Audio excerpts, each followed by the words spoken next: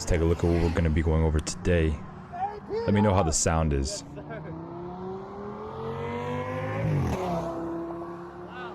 That sounds good. Yes, it does. So as you can see, what we're doing today is going to be the Audi S6, specifically the C6 generation. This is the one with the V10. Just take a listen to how it sounds.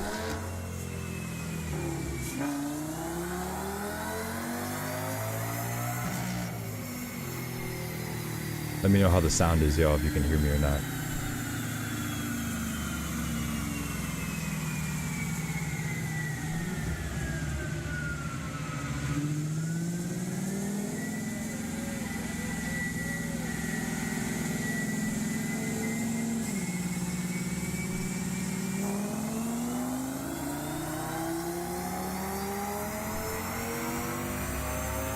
Fair use, fair use. This has to be one of the best sounding sedans.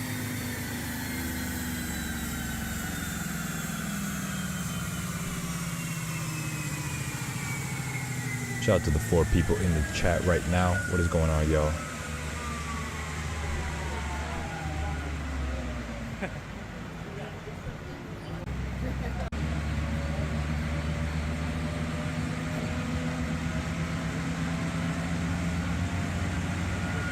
Let me know what you guys think about the Audi S6 or the V10. Would you ever cop one?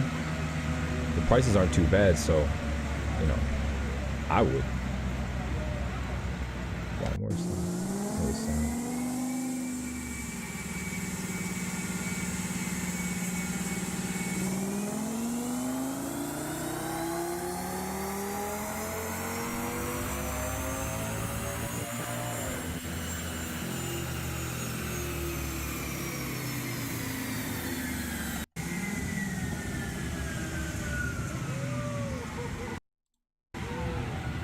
Okay, so not the most amount of power and torque, only 358 power and 319 torque, and that is to the wheels. So not the most powerful car, but it does sound good and the price is pretty good. Let's take a listen to a little highway flyby. Fair use, fair use.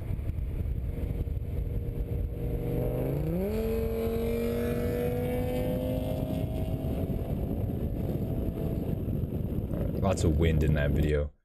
Let's do this one. Oh no, where is this one? We got this one, some POV. Shout out to JR Garage, fair use, fair use.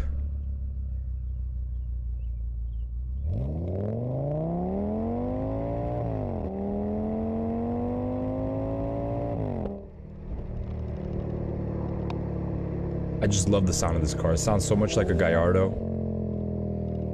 And there's a good reason as to why it does sound like a Gallardo. Specifically the 5 liter, not the 5.2 liter. Though this does have a 5.2 liter engine. But we'll get into all that in a second.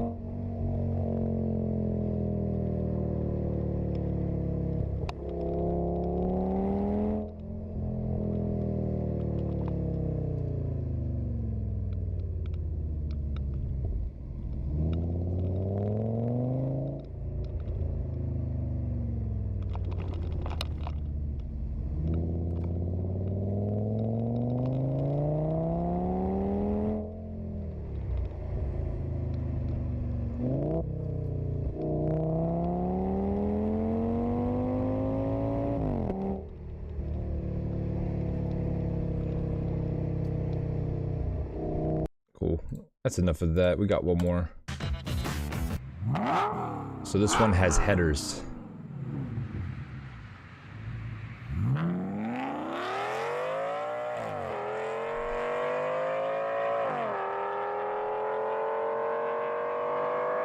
That sounds so good. Holy crap.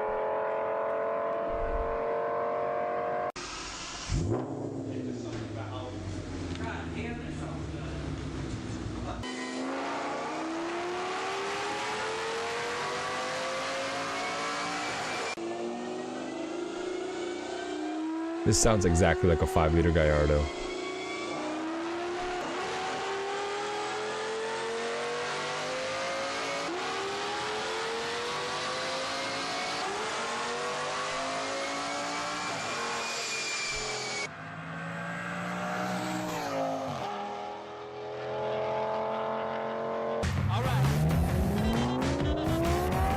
Wow, apparently they made 100 horsepower and 135 wheel torque just off of tuning headers. That's insane. I don't know how true that is.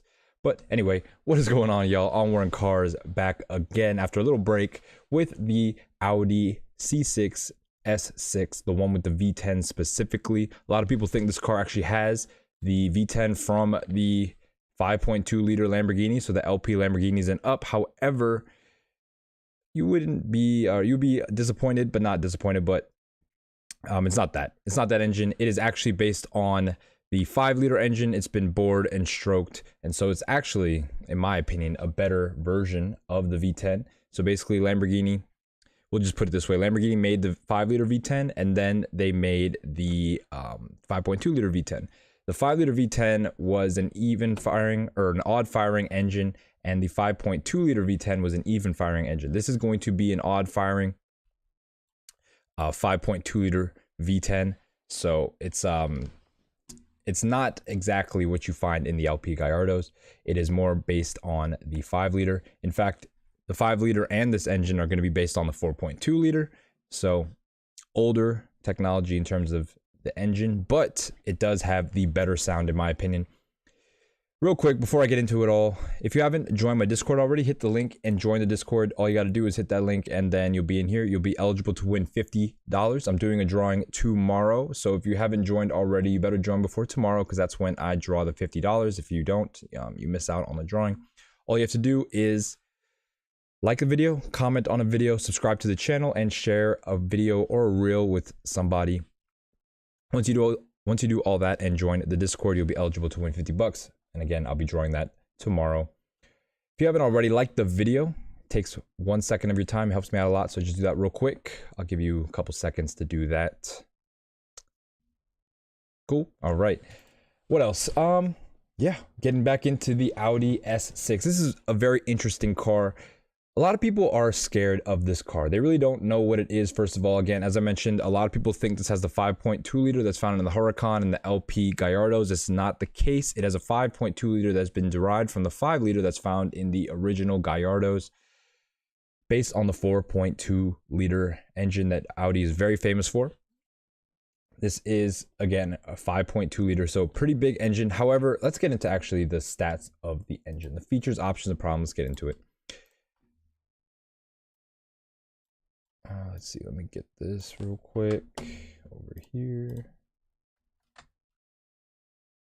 Make this like that, and then bold this. Can we tab over? No, it doesn't work here. All right, anyway, so the years we're going to be looking at today. Hey, shout out to Jacob Black in the chat. What is going on, man? You're here as usual. What do you think about the Audi S6? Would you ever get one? Let me know. So basically, this has the 5.2 liter naturally aspirated dual overhead cam 40 valve V10. I said this twice already. It's based on the 5 liter, not the 5.2 liter. It's bored and stroke version of the 5 liter engine found in the 04 to 08 Gallardos. This car weighs around 4,200 pounds with the Avant, the wagon, which we didn't get here in the US, weighing around 4,500 pounds. So it's a very heavy car, but that is very characteristic of Audi. So as mentioned before, this has a longer stroke and a wider bore. That is for the low end torque. The OG Gallardos, they redlined around like 8,000, 8,500, somewhere around there in the 8,000s. I believe the 5.2s rev up to like almost 9, but the OG ones, 8,500, we'll just say. Hey, shout out to DJ Inferno. What's good, man? What's going on? But yeah, this one, it doesn't rev as high as the Gallardo engine. It only revs to 7,000 RPM. When compared to the 8,000 plus RPM for the Gallardo. Yeah, you can see this. It's a different engine. It's not exactly the same engine as the Lamborghini one. A lot of people always say that this is a Lamborghini V10 in an S6, but it is not. It is actually purposely built for this platform by way of boring and stroking the engine for lower end torque. If you're familiar with, just any naturally aspirated V10 supercar, they really don't have that much low end torque at all. And so this setup definitely added to that. Another thing these cars feature is a Torsen-based Quattro permanent four-wheel drive system with the 40-60 distribution. So 40% of the torque goes to the front wheels, 60% goes to the rear wheels to give a little bit of a rear bias. But again, this is a big four-door car with a big V10 hanging over the front wheels. You're not really going to have the most dynamic handling, but they do try for this car. They do, you know, give it the rear distribution for the torque, and they also give it sport suspension. We'll get into that in a second. So standard S6 features over the A6. There are a ton of different A6 versions and engines, but the S6 is one engine, one version, one trim. There's just a couple options. We'll get into that in a second. But in terms of the standard features that set it apart from the A6, you have the S6 Sport seats, you have the S6 aluminum door sills, you have the S6 Sport steering wheel, the leather shift knob, the Sport suspension, which is not adjustable. So on later models of the S6, they did have adjustable suspension. For the S models, or for the S6, all S models really have adjustable suspension. But for the C6, they did not have that at this time. This was just standard spring suspension, and it was pretty stiff because this was supposed to be a sporty car. And so they actually, this car is known to ride very rough. You also have the Audi Advanced key, so it's like a proximity key back in the day. That's what they called it. The heated and the front and rear seats were heated as standard. And also standard for the S6 was the Audi Xenon Plus adaptive headlights with LED DRLs. You'll see the LED DRLs underneath here. They aren't actually in the headlight housing. They are more where the fog lights should be. And so that is characteristic of the S6 because there is actually 5 LED dots in each side marking 5 cylinders on each side of the engine, 2 banks, 10 cylinders total.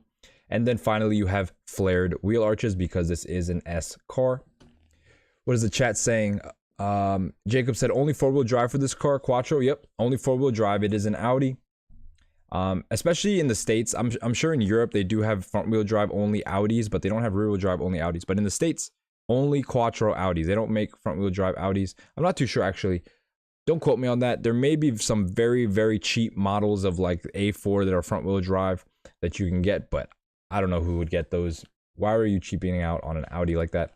I don't know. Anyway, so as you can see here, a big thing about this car is that this was made in a time before Audi got really complicated with the trims, with Prestige, Premium, Premium Plus, all that good stuff. And it's just going to make our job really easy today when we're sorting out these cars. There aren't too many of these for sale, which is kind of surprising, but not really that surprising. It is a rare car. You really only see maybe 10 to 15 for sale on each website, which is very, very low. There are more Lamborghini Gallardos for sale than these, which is pretty interesting. So why is that?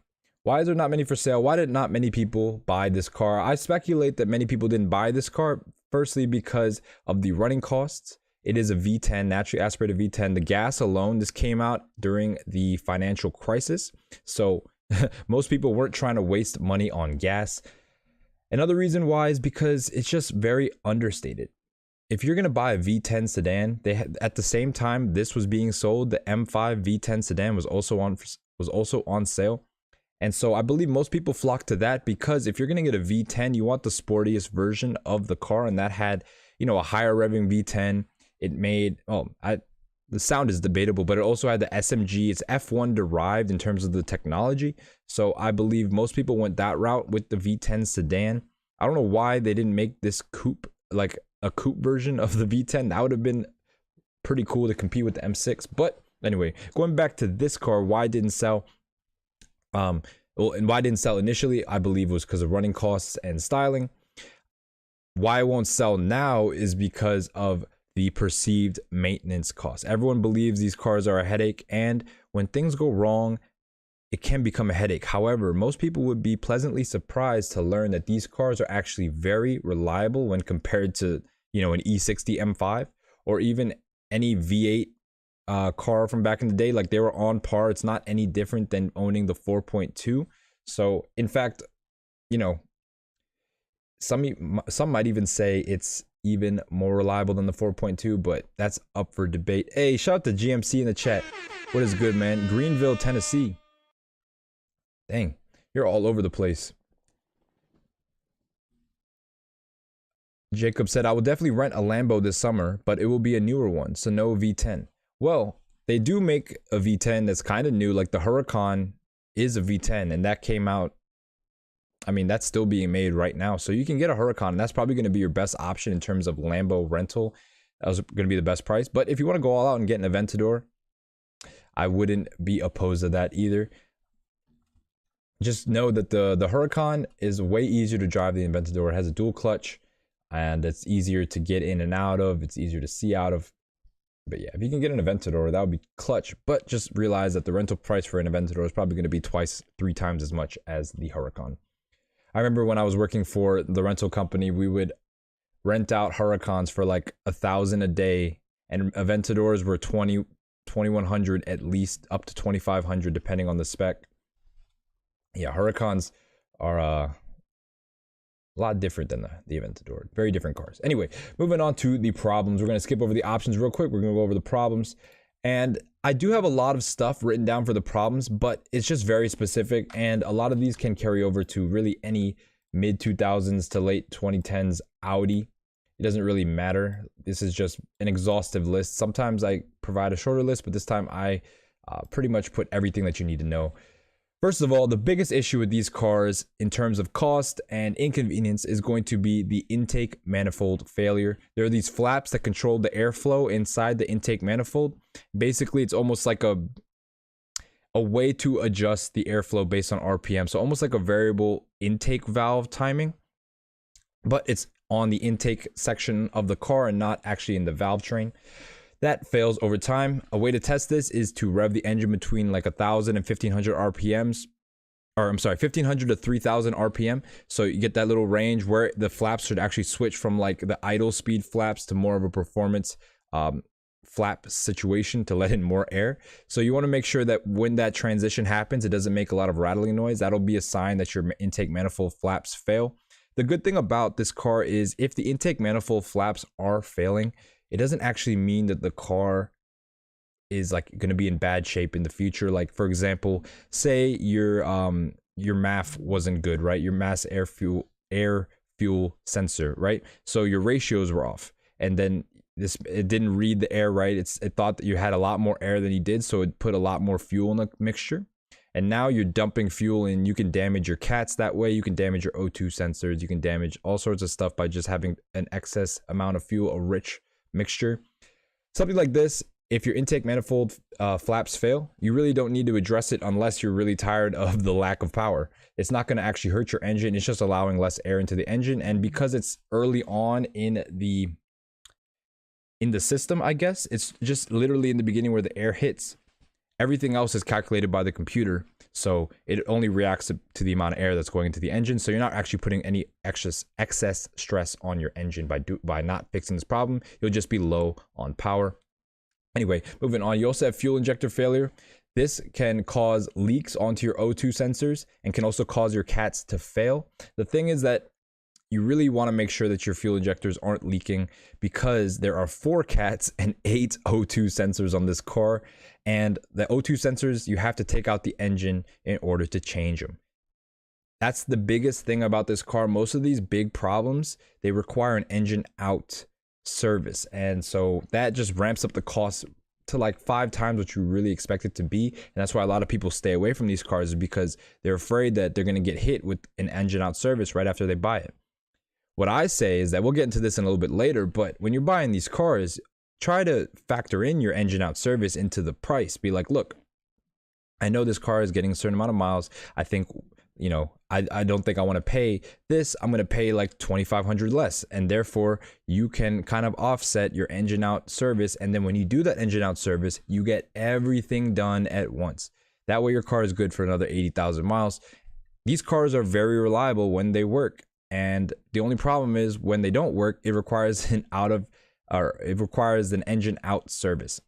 If they didn't require an engine out service, a lot of people would be flocking to these cars. However, if you're smart and you realize that maybe you can factor that into the price, and if you get an engine out service and take care of everything, you'll have a perfectly good car for years on end. Well, supposedly, on paper. Jacob says, cats and O2 sensors only in the US or Europe as well? Then yep, all cars have cats and O2 sensors. I'd say California has a stricter emission system than the rest of the country. In terms of Europe, I know they're pretty strict on emissions, but they are pretty lax in other ways. Like I know their diesel laws are a lot more lax than United States diesel laws. But yes, all cars have O2 sensors and all cars have cats, at least all modern cars. So you want to make sure that you get these addressed. The cat failure and the O2 sensor failure is also an issue with the Gallardo too. But that engine is in the rear. It's a whole different setup. It's easier to access, so it's actually easier to work on that car than this car. You also have the camshaft adjustment solenoid failure. This is just going to be your variable valve timing system. The camshaft adjustment solenoids, they adjust the rate in which your camshafts are either like advanced or retarded. I can't like retarded, I guess. Advanced, retard. You know what I'm talking about. Camshaft stuff. Timing stuff. Anyway, you want to make sure that the solenoids are in check. It's really, there's no really way to tell that they're not working because there's 4 of them. You really have to just make sure the car is very responsive, and that's all through the rev range. There are 4 solenoids, so 4 things that can go wrong. You also have general oil leaks. This will happen at the valve covers, the oil pan, the front crankshaft seal, and the bottom of the oil filter housing. These can be addressed without taking out the engine. However, there are more leaks that can only be addressed with an engine out job. This is going to be rear timing chain covers, spark plug tube seals. To address these problems, you're going to have to remove the entire engine. So that goes along with the O2 sensors and cats. You want to do all this stuff at once if you are going to be taking the engine out. Another small problem, which wasn't really prevalent on these cars, but was seen initially and taken care of with the recall, is going to be bore scoring. This happened on some of the cars. You'll notice this with lots of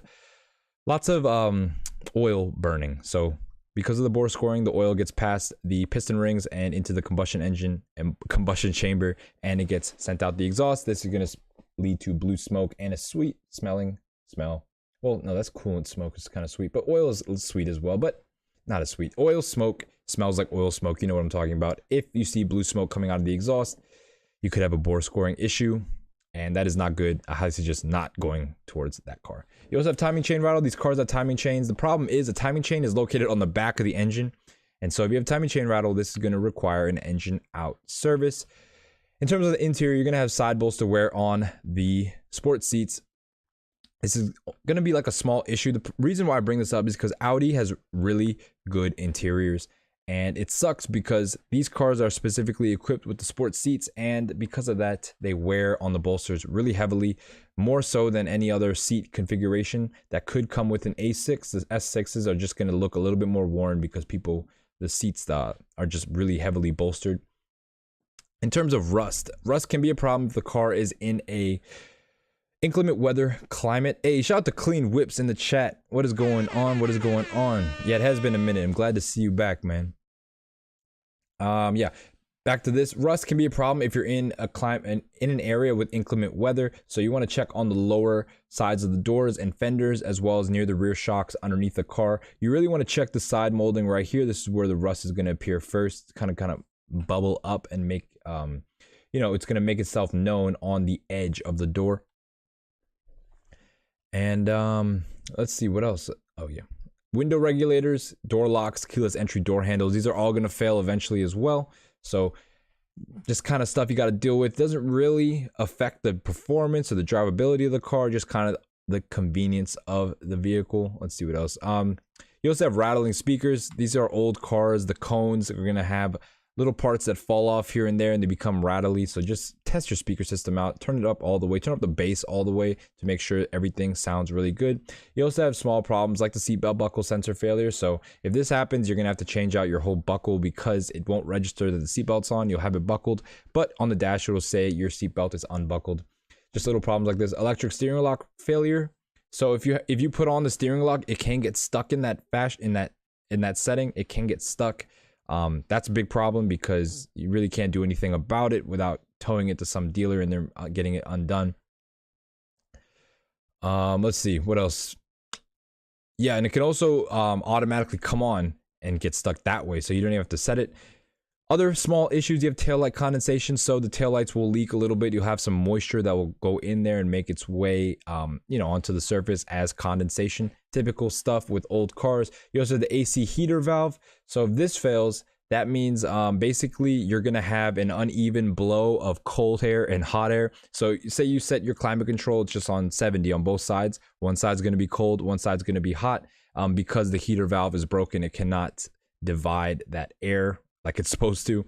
You also have clogged drains under the windscreen. This is important because if the drains get clogged under the windscreen, it causes water to kind of flow over your engine bay and kind of messes with all the electronics that sit on top of there. So you really don't want your clogged drains, your windshield drain to be clogged because it can cause electrical damage. And then finally, front control arm bushings. This is a heavy car. You know, you have a V10 sitting on top of the front wheels. It's not like behind the front axle like some other high performance cars to give more even weight distribution. This car has all the weight on its front axles, and so your front control arm bushings are going through a beating every time you take it out. These are going to fail prematurely, so you want to make sure that they don't make any clunking noises, especially going at slow speeds. Let's see what the chat has to say. You guys have been talking a lot. Clean Whips has been busy making some money. He says, got to buy another car. Another daily. What you looking at, Clean Whips? You about to get an S6? It's like I don't know. This would be the best investment in terms of a daily, but it'd definitely be fun. Yeah, I'm kind of liking these. You know, coming from my M6, it was great and all. It was high performance. The SMG was fun. I want to say that. I want to get that on like out there. The SMG is a good transmission. I don't care what people say. But this one being a V10 with an automatic, just being more reliable, sounds a little bit better too. Yeah, this one I mean, I know my friend has one. Shout out to Rohan, by the way. Rohan actually bought one of these, and he doesn't really, I mean, I'm not trying to diss him or anything, but he's not the most car person, right? He just bought one because he has the V8 S5 and he wanted the V10 S6, and he's the only one I know with one of them, and he loves it. So take his word for it as an owner. Let's see. All right, cool. Let's get on to the options. There aren't too many options, so this part will be pretty quick. As I mentioned before, this was before Audi had the Premium, Premium Plus, and Prestige packages. And for the S6, they just had one standard package with some options, individual options. So you can choose your color. You can choose whether you have your 19-inch wheels or your 18-inch wheels or your 19-inch wheels. We'll look at those in a second. And you can choose either a black silk or a silver silk Napa leather interior, or you can change that to Milano leather, a higher quality leather. You can have carbon inlays or wood inlays, and then you have options for seat mounted side, rear side airbags if you want extra safety, and Audi side assist. So only a couple options here. Let's take a look at the brochures. They're pretty much all going to be the same, but we'll just go through them real quick. I've got to refresh all of them. But as we can see, this is going to be your black interior, and then the white interior is this right here. They kind of show it right here. Don't get distracted by all this. This is all the A6 interior. So you either have your white, you have your black, you have your wood, or you have your carbon. Whatever one. I prefer the carbon. Obviously, this is an S6. I would love to have the most sporty version of this car possible, simply because this car is not very sporty. It's very understated in terms of styling, and the engine isn't, you know, it's a V10, but it's not the most charismatic V10. It is in the sound, I'll give it that, but in terms of what it is on paper, not very high revving, a lot of low-end torque. It's not really an exotic V10. It's more of a utilitarian V10 that sounds pretty good. And so I would want the car to be as sporty as possible, and that would include having carbon fiber trim. In terms of the colors, so these are going to be your standard colors. You have brilliant black, quartz gray, night blue, pearl, ice silver, blue, pearl effect, ibis white, phantom black. Those are going to be your colors. So a bunch of grays, a bunch of blacks, and some blues. I've seen, like, we looked at an example, the car was in garnet red, so I'm not sure if that was an earlier model or they introduced that color later. Actually, let's take a look at the color palette here and see if they actually introduced the red. Nope, they actually dropped the red. So no reds for 2010. How about 2011? Did they introduce any type of red? Nope. No reds here. So no reds. Only blues, grays, and blacks for the Audi S6. But again, this was an understated car. This was meant for like the executive that didn't want to be noticed when he drove to work every day. He just wanted to be in his own little world and not be too flashy. What are you guys talking about in the chat? Jacob said, I generally love limos, 4 doors and a trunk. Yeah, me too. I love big sedans. Always a sedan fan. Always a big body sedan guy. Clean Whip said, no, sir, not an S6. I don't blame you. Jacob said maybe an A7. That would be nice. I highly suggest getting a 3-liter supercharged A7 for a daily. That is a great car. Shout out to my man's Ahmed. His dad has one. He got one of the first ones that ever came to America. It was in red back in the day. I don't know, was it 2012? I don't remember what year this came out off the top of my head. But the A7 with the 3-liter supercharged V6 is such a reliable car, and it looks so good. You really can't go wrong, especially if you get a prestige package one. Cool. All right, let's go back to this. These are going to be your wheel options. No, that's not it. These are going to be your wheel options right here. So you either have the 19-inch 5 parallel spoke design wheels. These are going to be the top wheels, or you have the 18-inch 7 double spoke wheels. You know, I kind of like these wheels better than these wheels, even though they are 18-inch. You can put like a fatter tire. It looks pretty cool, but that's my opinion. Either one really works. It doesn't really matter. What else can we find here? Yeah, I mean, really everything is standard in this car. You can see, let's just zoom in. I'll show you guys what I mean. So the S6 line is right here, the S6 bar column, and everything is either standard or not available. See, we have the wheel option right here, optional, but everything else standard. You also have the carbon fiber, which is optional, but everything else is standard. S, S, S, S, S, S, S, and O for Audi side assist. Cool. All right, let's get back to this, and I think we covered everything. Yeah, I think that's pretty much it. So what are you guys saying before I move on to the ads? Y'all's favorite part. Sporty version is the most muscular. Yeah, I agree. I think well, the S6 is the most muscular physically because it actually has the wide body kit too. And then the V10 Audi scares me more than the BMWs for once. Well, clean whips, I'd have to say that this car is more reliable than the V10 BMW. People are just scared of the engine out jobs. However, these cars are, a lot of them are going 150k miles plus with minimal maintenance. So that speaks for itself. The transmission alone just puts it way above the BMW in terms of overall reliability. This SMG is great when it works. The automatic transmission is going to work forever. Well, supposedly. A lot of people who test drive these cars say the transmission's a little bit jerky. It's not the most like fluid, smooth operating transmission. So that could be because, you know, it's on its way out. It could need to be rebuilt. It could need new oil. You never know. But overall, automatic transmissions are going to be way more reliable than the SMG. So I'd have to say that this is more reliable than the E60 and E63 BMWs. Cool. All right, let's move on to the ads. Yeah, SMG, you definitely need to know how to drive it. There is definitely a way to finesse it. Cool. All right, we have our first example here. This is going to be a 2007, so first model year of the V10 A6. Let me restart. This is a 2007, so the first model year of the V10 S6. We can see this one is in black. Has the standard wheels on it. I believe they did change the wheel options after 2009. So 2007, 2008 had these other wheel styles, but they don't look too bad. Let's see what we're working with. Engine bay looks appropriate, you know, not too dirty, but it doesn't look like anything has been really messed with. But again, that's a weird picture to really evaluate that on.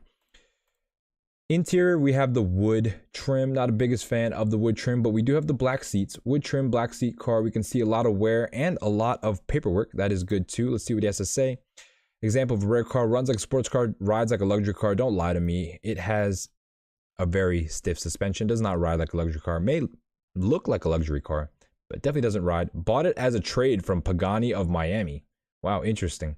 Have some services. Have some service record. Everything works. Continental brakes. Okay, cool. So, I mean, this car is in good condition. It has 76,000 miles, but it is a first model year, so I really don't think you should really go for this car. But if you wanted a car that, you know, had decent amount of miles, a lot of these are going to have a little bit higher miles, so a little bit low. But I don't know if I even want to buy this. First model years are never my thing. I'd say for me, though, if I were to make an offer on this car, I'd start off at around $10,500. Cool. Let me open up something real quick. Let's bring this over here. So it's the thing that you really want to make sure, because there aren't really that many options to look for. You want to see what leather it has. It either has Nappa or it has Milano. So check about that. If it doesn't say, it's kind of hard to tell. And also the carbon fiber. So this car really doesn't have anything. I'm assuming it just has the regular leather. Let's actually Let's actually look that up because I need to know, because I feel like I've known this before, but Napa leather versus Milano leather Audi. Okay, let's look at this together on the forums. So how do you describe the difference? Warm weather only comes with Milano. Napa is smoother with a very fine. I mean, actually, let's look at pictures.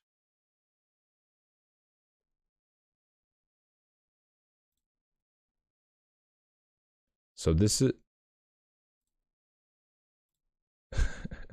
Yeah, if any of you guys are really Audi experts, let me know if you can tell the difference between Milano and Napa leather off the bat, just off of looking at it, not off of feeling it or anything like that.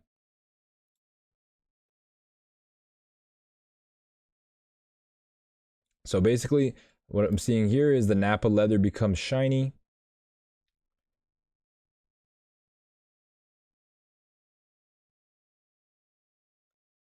Okay, I'm trying to find it.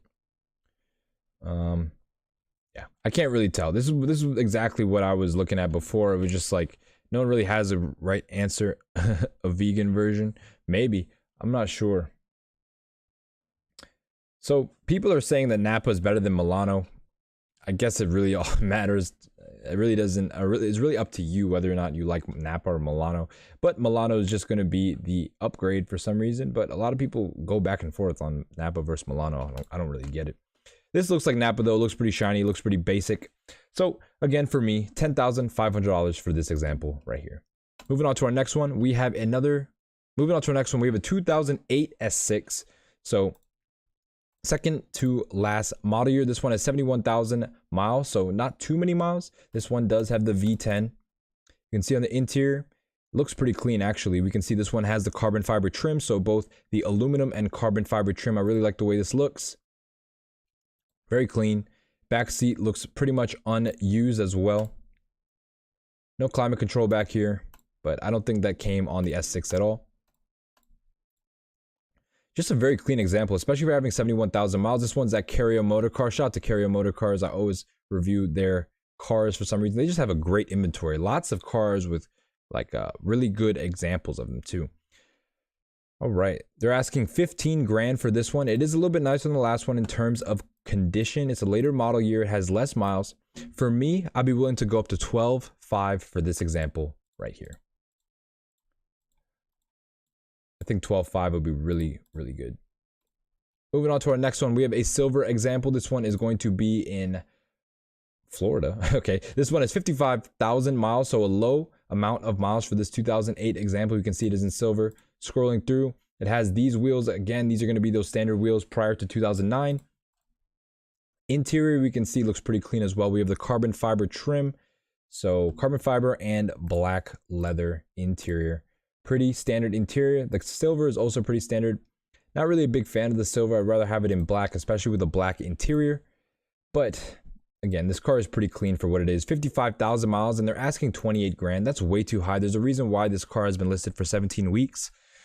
And it's not because it's a bad car. It's a bad price. And for me, I'd say because this car is 55,000 miles, but it's a 2008, it's not 2009 or up, I'd be more around the $17,000 mark. It has 55,000 miles, so you're going to be paying a premium because it's such low miles. Really, when you get up to 70 and above, that's when it starts to go down in terms of price. But 55,000 being 2008 and being with the carbon fiber interior, I'd be willing to go up to 17 grand, and that's up to 17 grand. I really wouldn't want to pay more than that for something like this. Moving on to our next example, we have a black one. This is going to be a 2009. It says it's the Prestige sedan. However, again, they all came in one trim package. So of course it's Prestige, it's fully loaded. We can see this one also is black interior with the carbon fiber. Hold on, let me look at this real quick. And then let me look at this. Okay, never mind.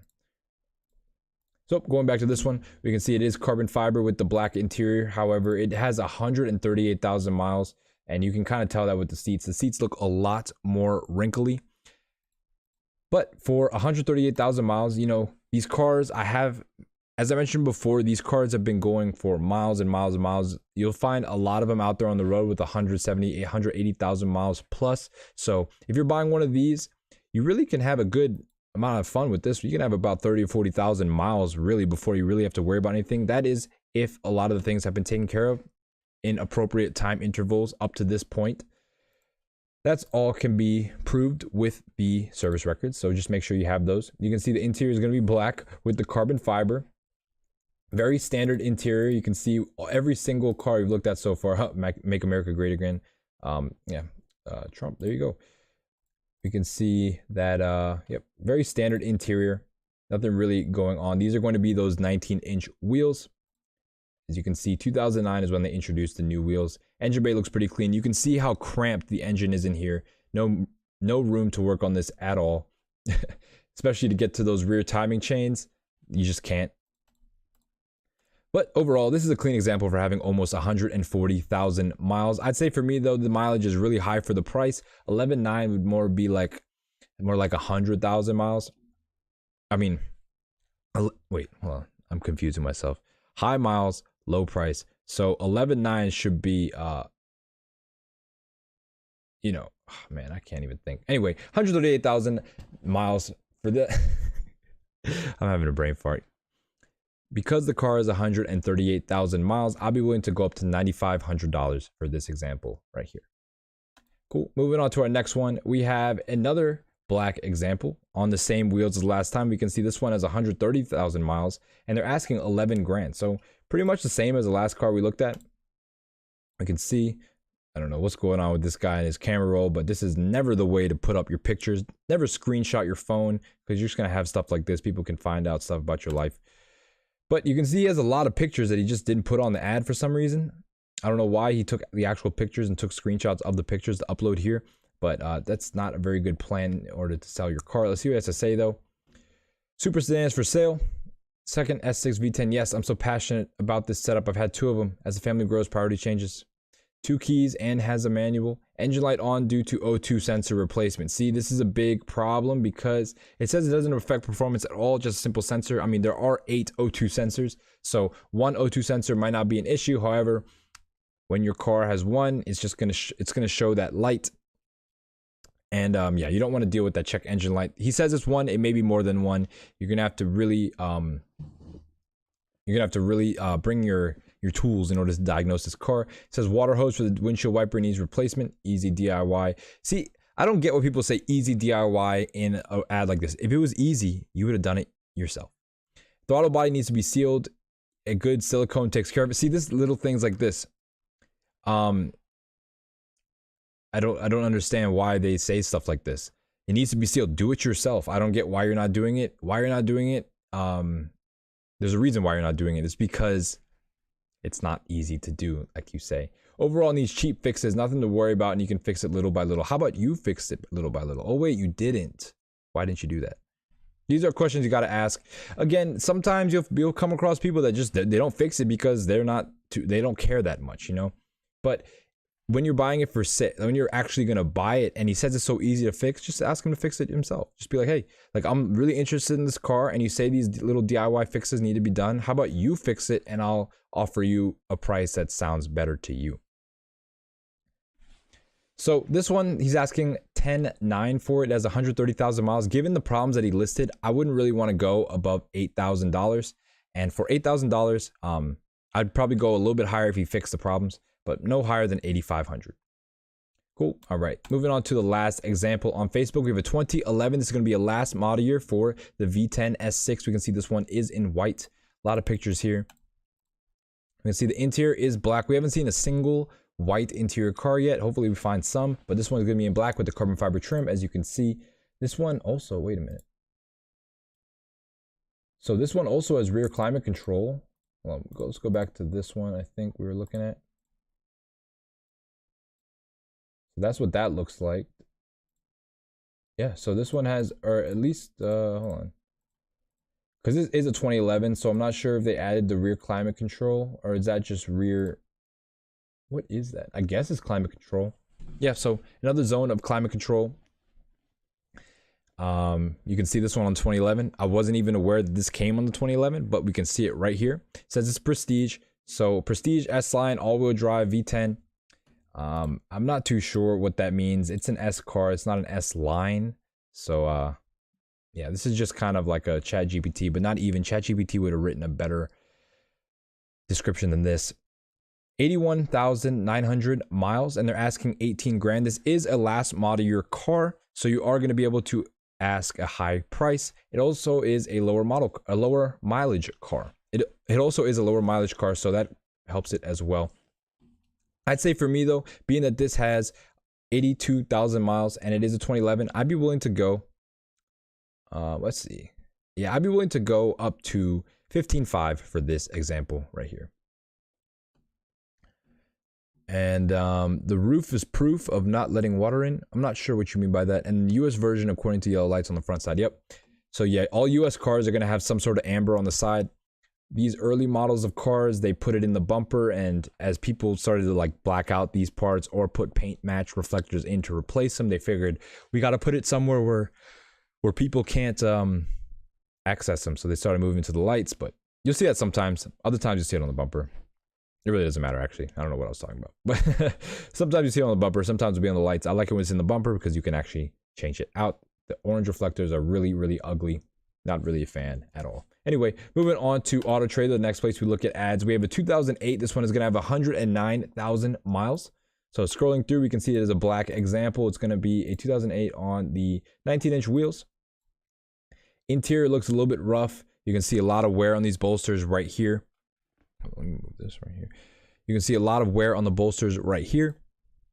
And these pictures are terrible. What a horrible ad. I don't know who told them that this would be a way to sell this car. We can also see it as aftermarket grille. A lot going on. This car does not look like it's in the best shape. Selling my 2008 S6. Please contact me in questions. 109,000 miles. I'd say for me, based on the pictures that they have here and on the lack of information, I'd be willing to go up to $5,500. I believe this car is in probably really bad shape. And so $5,500 would be a fair deal for me because I would have to do that engine out job most likely. Moving on to our next example, we have a 2008. Again, this one's going to have high miles though, 131,000 miles. This one is in black. We can see it has the regular wheels for the 2008 and below models. Also on the interior, we can see the carbon fiber. Not too many pictures available here, only a couple pictures. My bad, it's a slap for me. Let's see what he has to say in terms of description. Nothing. Slap for him. All right. Moving on to the mileage. Yep. 131 for the mileage. They're asking 11.9 for this. I think that's way too high. 11.9, pretty much 12,000 miles. They didn't even show the condition of the seats, which is probably, there's a reason why. Real quick, Jacob asked, what's the highest mileage you saw for this V10? The highest mileage I've seen is 185,000. So a lot of miles, and the car was running great and it was in great condition. So it can be done. It can be done. This one though, not in great condition. I mean, actually, I don't want to say that. I can't really tell based on the pictures. For me though, 131,000 miles, 12 grand is way too much. I'd be more around the $10,000 mark for this example right here. Moving on to our next one, we have another silver one. This one does not look that great at all. I believe it's going to be these wheels that make it look bad. I'm not really too sure exactly why this car looks the way it does, but it doesn't look that great. I think it's the angle as well. This one has 134,000 miles. Let's see what he has to say. New OEM intake manifold at 99,000. That is good. Is there a ding? There we go. That's what we need. The new intake manifold, including carbon clean, spark plugs, fuel injectors, coil packs. Recent parts include oil change, OEM radiator, valve cover gaskets, new OEM oil cooler, front brakes, battery, upper intake plenum, exhaust flex sections, one light on the dash, presently for Audi adaptive headlights. The headlights function normally, they just don't turn to follow the steering wheel. That's not too bad of a problem. But it still has a light on the dash. That would annoy me. So yeah, everything has been done with this car. It's very, very mechanically sound. The one thing I don't get about it is the wheels, but you know, they don't look too bad, honestly. Let's see what the car looks like. Okay, so this one's in Massachusetts. I don't know why I thought that was like a Canadian plate at first, but it's a Massachusetts plate. Interior has a little bit of wear. You can see what I'm talking about with the bolster. A lot of people, they hit this as they get in and out and just cause a bunch of wear. The bolsters are actually pretty big when compared to like a regular car seat. Interior, it looks okay. You can see some wear and tear on the driver's seat, some dimples and stuff from, I don't know what's going on here, but more than usual wear in the car. These Audi interiors hold up very, very well. And so when you see wear, you really know that the car has been used When you see wear like this, you know that the car has been used pretty hard. But scrolling through the rest of the photos, it doesn't look actually that bad. The back seat has some little dents and stuff. I believe this is probably from like a car seat or something. That's usually what makes those types of little dimples and dents in the leather, but I'm not sure why they have that in the front seat. What is going on here? We got some cracking of the carbon fiber. That is not good. So some quality issues, some cosmetic issues. Not the best cosmetic car. We also have these wheels, as I mentioned before. Not sure where they came from. Under the engine bay, under the hood, the engine bay looks decent. I mean, it has 135,000 miles, so it can't look too clean. And then we can see where the spare tire is located. Full-size spare on this car. You can see those are going to be the original wheels of the car, I believe.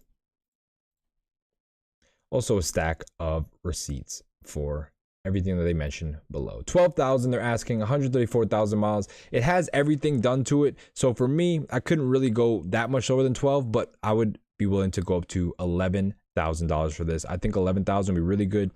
134,000 miles with all this work done, you probably get to 200,000 easy without having to do any sort of engine out job. Cool. Moving on to our second to last ad on Autotrader, we have a 2010 S6. This one has 75,000 miles. You can see the front headlights are tinted. It's on aftermarket wheels. This car does not look good to me at all. Taillights are tinted as well, so they work even less. Wow, not really a fan of the way they set up this car. We can see it has, man, I don't know what that is in the rear seat. You guys have to let me know. That's climate control. I mean, it looks like it, but I didn't really see the rear climate control on other cars. But it kind of looks like that is. At least it has rear seat heating. At least rear seat heating. They're asking $19,900 for this. It's a 75,000 mile car. He bought it from 2014 for the original owner. The owner updated with built-in radar, laser detected, upgraded interior and suspension. Painted it white. It's pretty cool. The big downside is it has micro oil leak. The big downside, it has a micro oil leak. You mean it has a macro oil leak? It probably has a big oil leak, and that's why you're trying to put it for sale. I never had to put oil in outside of oil changes that are normal, but it is a very tiny leak. It's probably getting bad now. I also have grown children with 5 cars and 3 drivers, which is the reason why I'm selling it. Yeah, man, he's listing this for way too high. It's a 2010 with a lot of really not tasteful mods, so that really diminishes the price. Yeah, I mean, yeah, there are a lot of horror stories with Audis, and engine out jobs are never something you want to have to do. However, you want to find one that has just had its engine out job. That's the key to something like this. For me, though, this one, 2010 with 75,000 miles. Yes, it's a 2010, second to last model year. Second to last model year. But 75,000 miles is still not that low, especially for asking $19,900. I'd say for me, being that this car is very untastefully modded and it has, you know, a reasonable amount of miles, I'd be willing to go up to $14,500 for this example. But that sounds a little bit too high for me, because even for $14,500, I'll be pissed because now I have to reverse all these mods and get some new wheels too. These ones are disgusting. Sorry, whoever is selling this car, but yeah, your wheels are gross. Anyway, moving on to our last ad on Autotrader, we have a 2011 last model year. You can see it's on the 19-inch wheels. This one is a silver example. See what the interior spec looks like. Here we go. Here we go. We have a white interior, the first white interior today with the carbon fiber trim. I do like the white interior. I think it is a nice breakup of the black interior that we always see on these cars. The white makes it almost like a two-tone, a little bit more like bright on the inside, more of a happy place to be. You can see, again, it has the carbon fiber trim. And yeah, other than that, you have a pretty much standardly equipped car. It is a 2011, so last model year. Let's see what it has going on in the back seat. Yep, it has the seat heaters. So yeah, this is not climate control, guys. This is seat heaters with a center plug in the middle. So the seat heaters did come standard on the 2009 plus cars.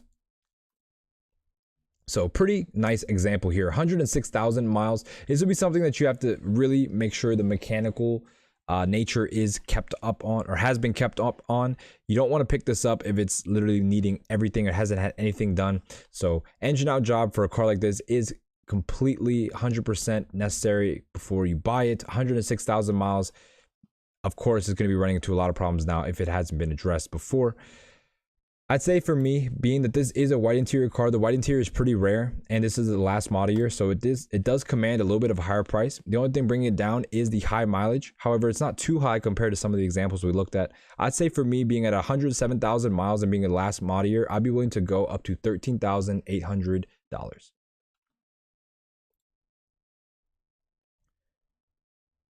The lower mile cars really are going to stretch the price. Like, it goes exponentially when you get under 70,000 miles, simply because of the engine out jobs. Like, those cars, yeah, you're not at those mileage where the engine out job is necessary. So once that engine out job is necessary in terms of mileage, for me, that's probably around 70 to 80,000 miles. Anything above that, you want to make sure that it's had its engine out job, and if it hasn't, you know, keep at least like 5 to 10 grand of cash on the side, or have an open line of credit with something like that equal. But I never recommend putting car repairs on credit that you can't afford, because you'll never be able to afford it. It's just going to keep piling up.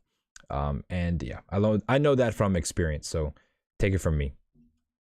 Anyway, moving on to Cargurus, the last place we look at ads. We have a 2007. This one is going to be on later wheels. These wheels are not for this generation of A6, but they do look very nice on this car, I have to say. You can see he just got it. October 27, 2023 is when his temp tag expired. So either he took the pictures right after he got it, or he never renewed his temp tag. We never know on these types of things. Interior looks nice, though. I take that back. Interior does not look that nice. It has the you can see, first of all, they use Armor All or something to clean the seats. They're very shiny, and I hate it when these seats look shiny like this. It just means you really don't need to, or you really don't understand how to take care of leather. Leather needs to have a matte finish. Shininess means that there's a whole bunch of oil in your leather, and that is only going to make the material degrade. Let's see what the chat has to say real quick. Jacob, just heard so many Audi horse. We already read that. I would only do the S8 with these cars and wear a suit and get my transporter on. Yeah, the S8 is cool. You know, it's funny. The S8 did come with the W12 too. So that is a rare car. The W12 S8. Fire car. This one, the seats, I hate how shiny they are. They look horrible to me. Yeah, this car, I mean, just based on the seats alone, I would kind of extrapolate that to the rest of the ownership experience and the ownership history with this car. 150,000 miles this car has, so a lot of miles, and they're asking 11.2, and it being a first model year, no thanks. 150 grand in terms of mileage for being a first model year. I'd say I'd be around the 80. I'd say for a first model year having 150,000 miles, I'd be around the $8,000 mark for this car. Cool. Shout out to the 4 viewers in the chat. If you haven't already liked the video, hit the like button. And if you haven't already, subscribe to the channel. I do these videos a lot. We are on number 83. Can you guys believe I've done 83 of these hour to 2 hour long sessions that are usually like consecutive days? That's a lot of work put in. The least you could do is subscribe to the channel. Also, I'm gonna just take a quick tangent. I forgot to make this announcement. Yeah, to go on to going without, I don't know what I'm saying, man. It's been a long day so far. What I was saying, going with the fact that this is number 83. When I get to episode 100, I think I'm gonna switch things up a little bit. I've been doing these just to kind of get a baseline for the car information, and kind of also build like a regular following of people that I can talk to, as well as build my voice, get better at talking about the cars. But once I get to episode 100, I'm going to start switching things up a little bit. I'm going to start doing more discussion types. I'm setting up an actual studio, so I'm not just superimposed on the screen like you see here every day. People obviously, like, it's not the best setup in terms of engagement. People think it's kind of weird. Not weird. I've had some people say, like, all I'm doing is looking at you on the screen. Like, I don't want to look at you. I want to look at the car. I get that.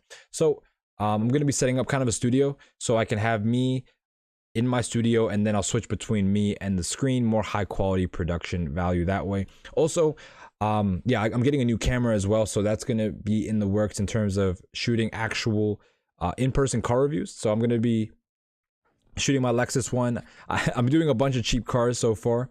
And so I'm doing so far, I didn't mean to say that. I'm doing a bunch of cheap cars, and so I have a bunch lined up. I got my car. I have a Toyota Corolla lined up. I have a Subaru Outback, and then I have a Dodge Ram and a Lexus RX. So I have those cars lined up in terms of in-person videos. You guys will get to see me in the flesh, in real life. I don't just exist in front of a computer screen. I'm a real person too, so you'll be able to see that as well. This weekend, I'm actually going to edit a video. I have a Mustang video that I haven't edited yet. I did a review of the 2024 Mustang, not the V8, but the EcoBoost. I did a review for the EcoBoost Mustang when I was in California over the winter, and I never uploaded that video because I really felt like the quality was kind of low. I didn't really do any research. I kind of just was driving around talking about the car. But again, we'll just put it out there. It deserves to be put out there. I filmed it, so why not?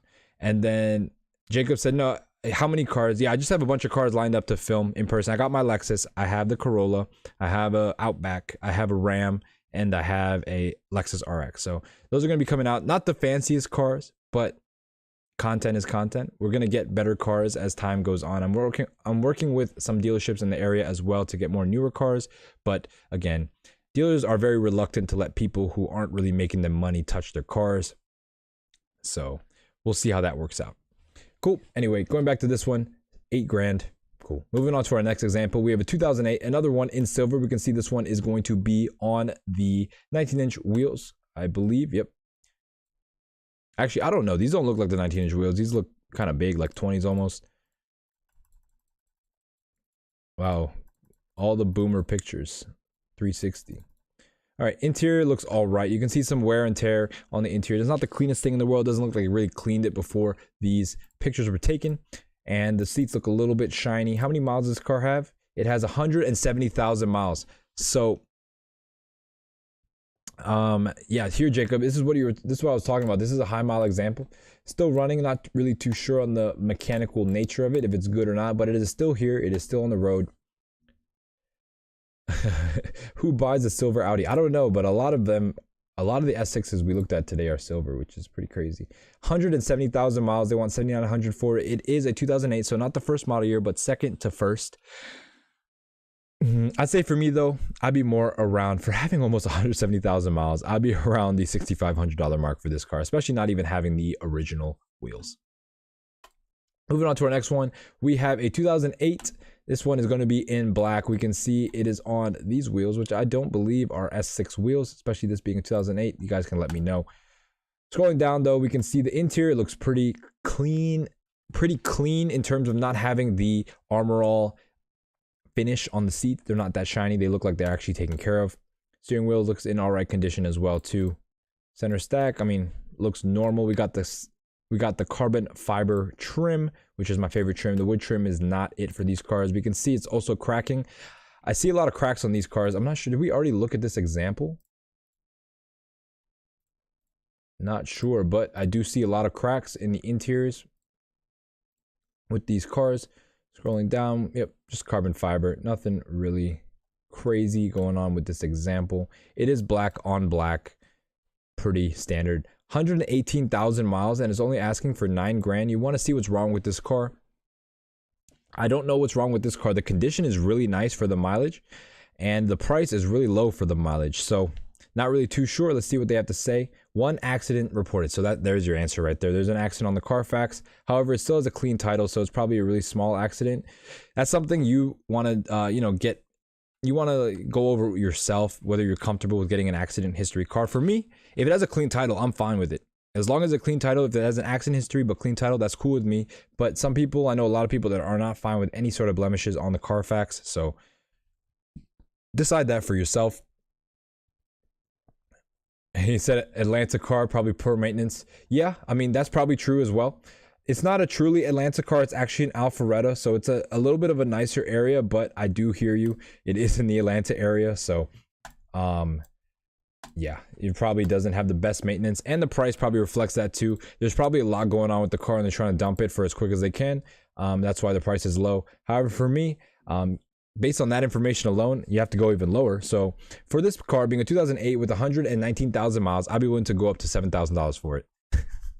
Simply because I have no idea what's wrong with it, and we'll work from there. We'll see what we have going on from there. Cool. Moving on to our second to last ad, we have a 2008. This one's going to be a black example, as we see here. It's going to be on the standard wheels for the 2007-2008 model years. Scrolling down on the interior, we can see it is a black interior with the carbon fiber trim. All these cars are pretty much the same. That's what I try to emphasize in the beginning of the show, was these cars are all pretty much the same in terms of the equipment. All you got to do is check to see the quality of the interior, as well as try to find one with the most mechanical history. This one, black on black, I think is obviously going to be the best way to do this car.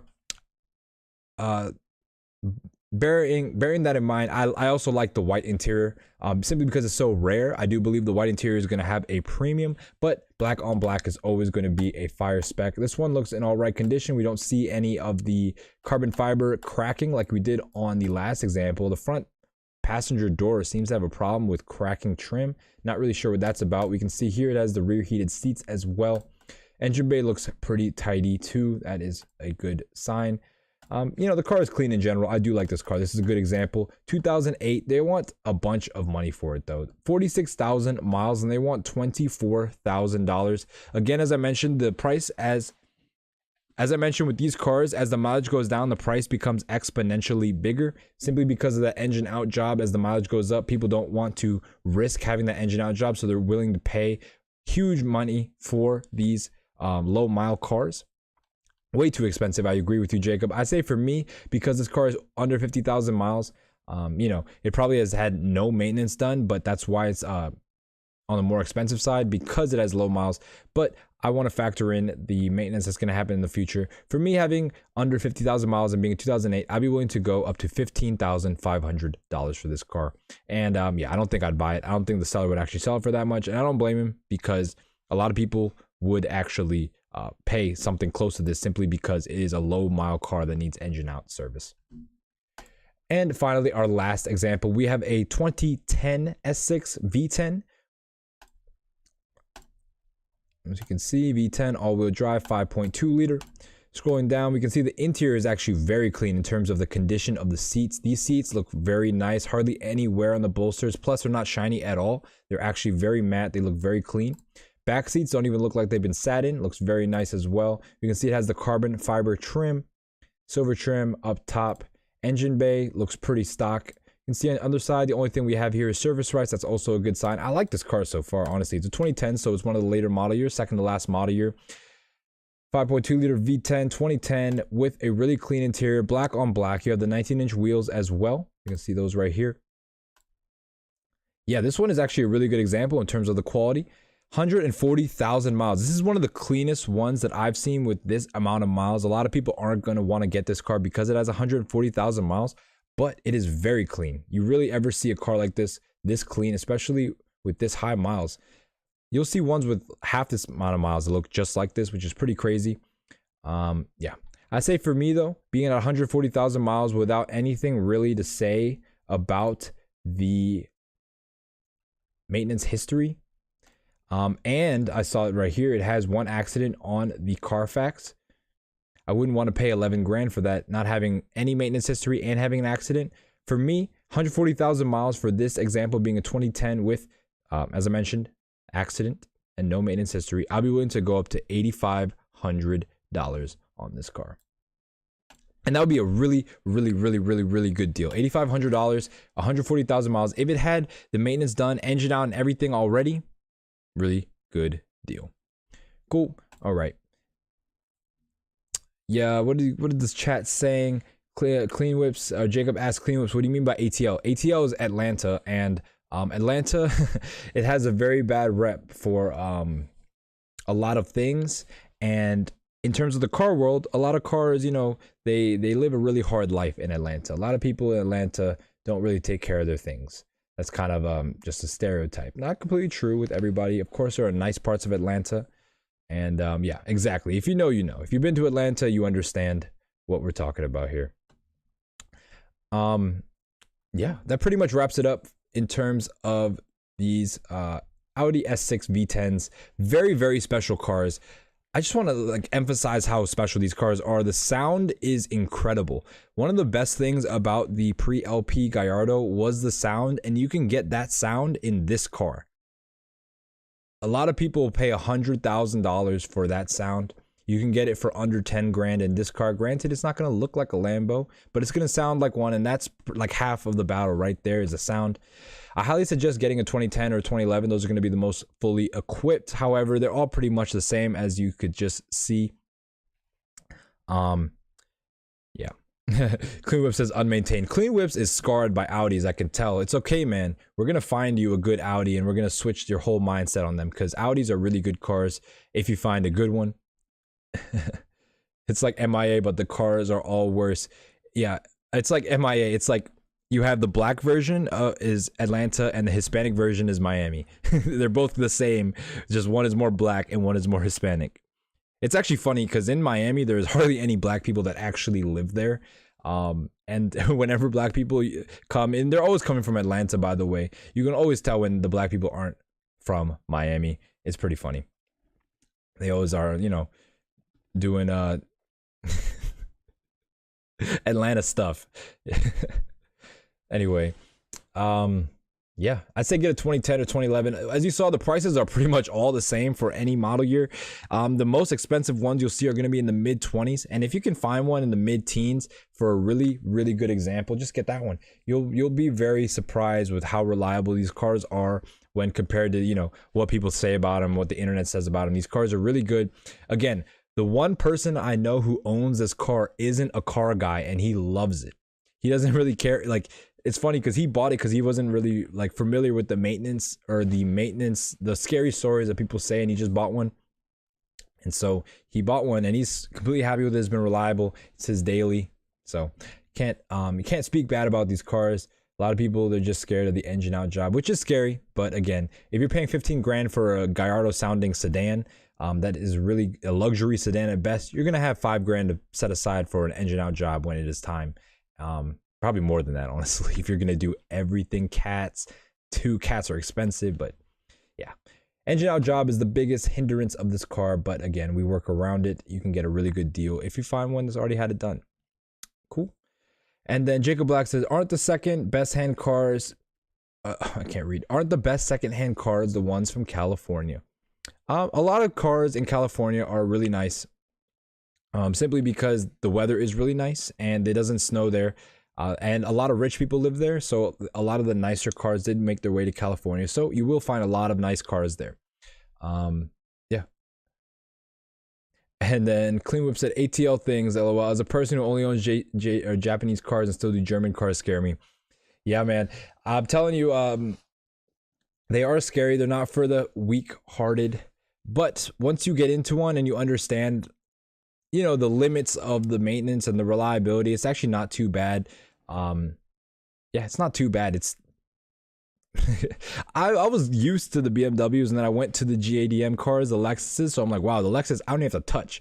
And I'm used to working on my cars regularly, and the Lexus is nice. But yeah, I suggest you get one though, simply because the performance and the actual build quality and luxury is way above any JDM car. And yeah, you won't ever understand that until you own one, not just riding in it, but owning it for like a year or two. You'll see exactly what I'm talking about. Just the ride, the feel is just so much superior. But the maintenance is not. German cars, wait, Merc, VW, BMW. Yeah. Yeah, you're talking to him, my bad. Yeah, man, Clean Whips, get yourself a cheap German, well, I don't know if you should do that. Get yourself a nice German car and you'll experience it. He said all of them. Anyways, shout out to the 4 people in the chat. Shout out to you guys for participating. Shout out to Clean Whip. Shout out to Jacob Black. Shout out to GMC. Who else? Yeah, shout out to all you guys who participated today. Let's see, what are we gonna do tomorrow? Tomorrow's Friday. We're gonna be going over the E55 AMG. So another German scary car for you Clean Whips. We'll learn about that. Actually, the E55 AMG is actually a really reliable car, and yeah, they are really expensive too. So we'll go over that tomorrow. E55 AMG, that's gonna be the supercharged one, not the naturally aspirated one. We're gonna be going over the, I forget what the W whatever it is, but we're going to be going over the supercharged E55 AMG tomorrow. Again, have a good one. Sorry, I'm just losing my train of thought here. It's been a little bit. I will see you guys tomorrow. And as always, peace. Have a good one. And yep, see you tomorrow.